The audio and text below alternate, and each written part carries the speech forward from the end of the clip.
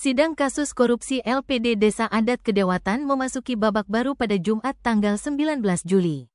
Jaksa Penuntut Umum Kejari Gianyar menuntut hukuman penjara yang berbeda-beda bagi mantan ketua, sekretaris, dan bendahara LPD.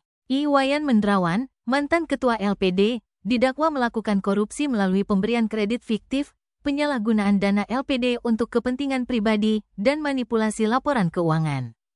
Atas perbuatannya, ia dituntut 8 tahun penjara dan denda 500 juta rupiah.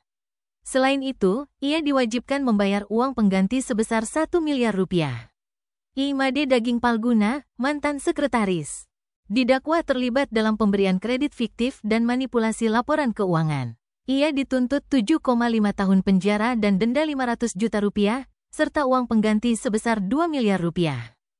Nyoman Ribek Adi Putra, mantan bendahara, didakwa melakukan penyalahgunaan dana LPD untuk kepentingan pribadi, manipulasi laporan keuangan, dan pemalsuan dokumen. Ia dituntut hukuman terberat, yaitu 9 tahun penjara dan denda 500 juta rupiah, dengan uang pengganti sebesar 6 miliar rupiah. Kepala Kejaksaan Negeri Gianyar, Agus Wirawan Eko Saputro, menerangkan bahwa tuntutan pidana ini terdiri dari pidana pokok, denda, dan uang pengganti yang menjadi hukuman penjeraan bagi pelaku korupsi.